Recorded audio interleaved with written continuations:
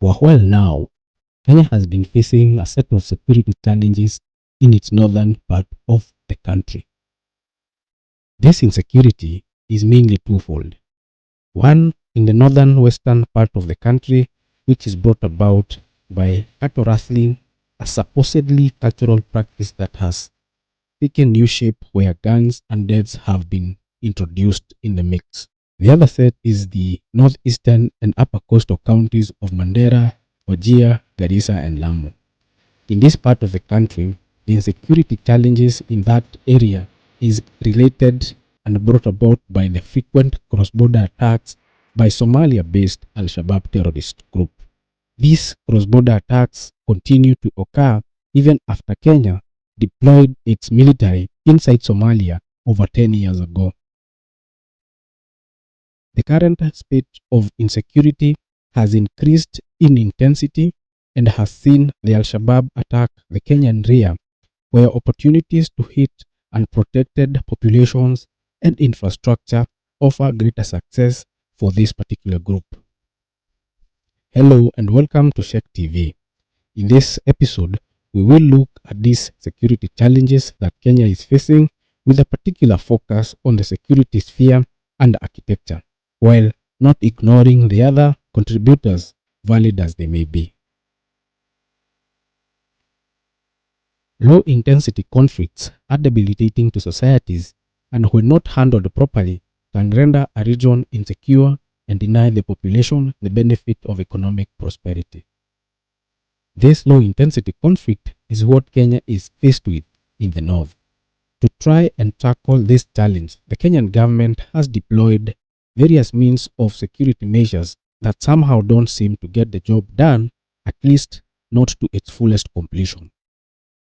The question we then need to ask ourselves is, why is this region always insecure? What are the reasons behind these odds, demographically, geographically, and economically? What remedial measures need to be introduced in order to have this menace reduced, if not completely eradicated?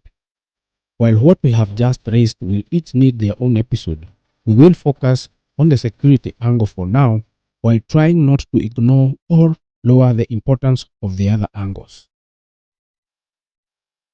For context and perspective, these four counties on Kenya's eastern border with Somalia are expansive. They constitute approximately 23% of Kenya's 582,000 square kilometers. If you then add the other counties where banditry and cattle rustling is taking place, the aforementioned counties constitute 20% of Kenya's territory. Combined, we see that almost 43% of Kenya has been left to bandits and terror groups to roam around and create havoc, chaos, and deaths to the human population. These regions have one common denominator in that they are very arid and sparsely populated. The population of these regions are predominantly pastoralists, and occasionally the weather acts up on them and causes drought and famine, killing their livestock, and undue suffering is experienced. What we then have is a perpetual struggle for survival for these inhabitants, and for that reason, it is very easy for evil elements to insert themselves in such vulnerable populations who feel the state has neglected them. Because of this apparent lack of arable land in these regions and the subsequent government of Kenya's failure to prioritize development programs, these regions are pretty poor even by Kenyan standards. However, with devolution starting to take shape following the 2010 constitutional reforms, development funds have started to flow into these regions. Over time, the allocation of these funds, if used properly and for the purposes of developing and improving the lives of locals, the poverty levels should reduce. With that, the socio-economic angle will be attained. What will be left will now have to be the security aspect, where the government has to deploy boots on the ground in order to mop up these individuals or actors who feel that violence is the only way that they can solve problems. While this channel might not be in the know of the going-ons at Kenya's Ministry of Interior or even at the Department of Defense, simple observations from media reports and other non-governmental sources would indicate that the approach towards the security challenge in these areas has some loopholes which bandits or terror groups are exploiting. One loophole, for example, is the use of soft-skinned vehicles such as Land Cruisers and Isuzu trucks as a means of transporting security men, even though it is a known fact that these vehicles cannot withstand IED blasts.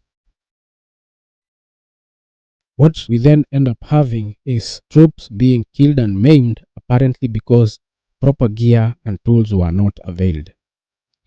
Granted that resources are limited, the least that can be done is to try and provide them with resources that will enable them fulfill their duties.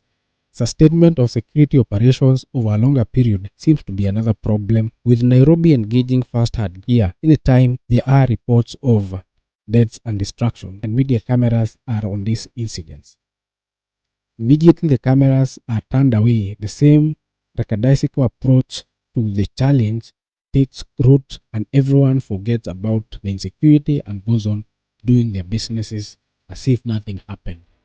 And like clockwork, the criminal elements are able to lie low and wait for the heat to subside, and soon after, they are back to their bad behavior.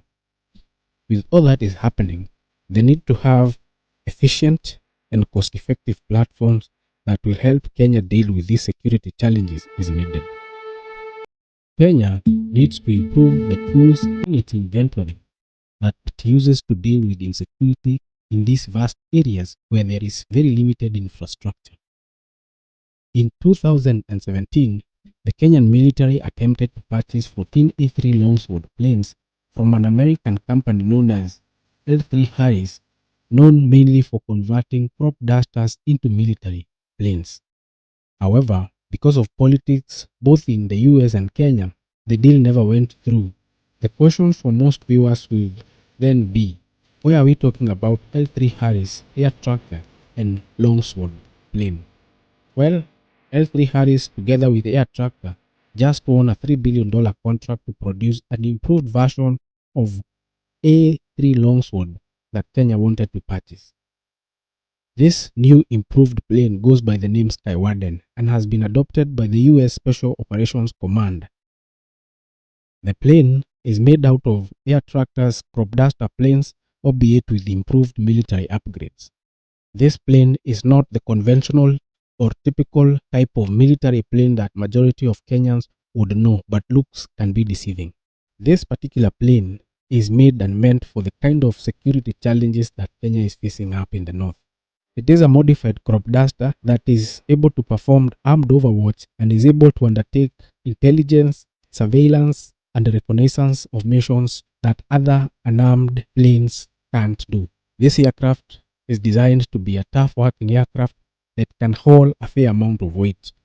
It is also easy and cheap to maintain, economical to run, and has a very long loiter time at low levels. The plane has up to 11 hardpoints and store stations, giving the Skywarden a maximum payload of around 6,000 pounds.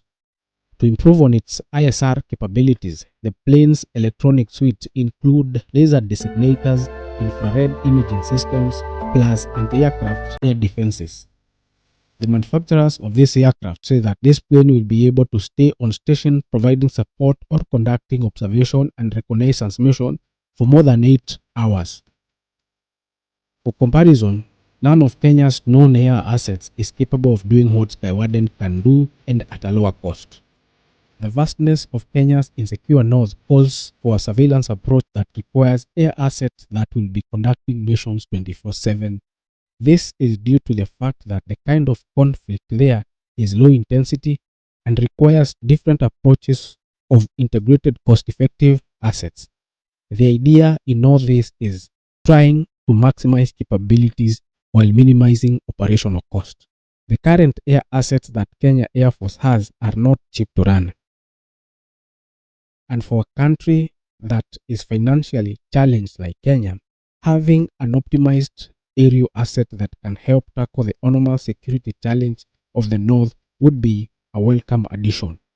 When the enemy knows that they are being observed and that there is a likelihood of them losing their lives, the idea of raiding someone else's homestead to steal cattle or laying IEDs on roadside stops being very enticing. After all, even a thug values his life.